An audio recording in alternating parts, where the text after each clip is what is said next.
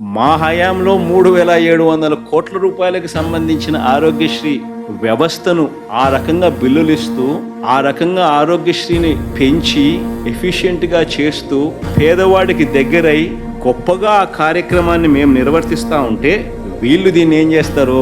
During 2023-24 under doctor NTR వైద్య సేవా scheme 2023-24 ఎవరి ప్రభుత్వం ఉందో నాకు అర్థం కాల. అండర్ డాక్టర్ ఎన్టీఆర్ వైద్య సేవా స్కీమ్ అంట. వైఎస్ఆర్ ఆరోగ్యశ్రీ పేరును మార్చేసినారు.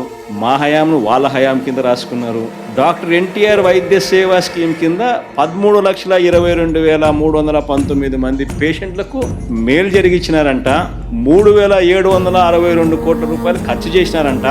డాక్టర్ ఎన్టీఆర్ వైద్య సేవ ఫ్రమ్ 1/4/2023 31/3/2024 ఆ టైంలో ఎవరి ప్రభుత్వం ఉన్నది అంటే వైఎస్ఆర్సీపీ ప్రభుత్వం చేసిన ఆరోగ్యశ్రీ డాక్టర్ వైఎస్ఆర్ ఆరోగ్యశ్రీ స్కీమ్ను 3,700 కోట్ల రూపాయలు ఖర్చు చేసి పేదలకు మంచి చేస్తూ 13,22,000 మందికి కుటుంబాలను నిలబెడుతూ 3,762 కోట్ల రూపాయలు ఖర్చు చేసి మంచి చేస్తే ఆ మంచి ఎక్కడ వైఎస్ఆర్సీపీ ప్రభుత్వానికి వస్తుందేమో అని చెప్పి ఒకవైపున ఆరోగ్యశ్రీని నిర్వీర్యం చేసేసారు.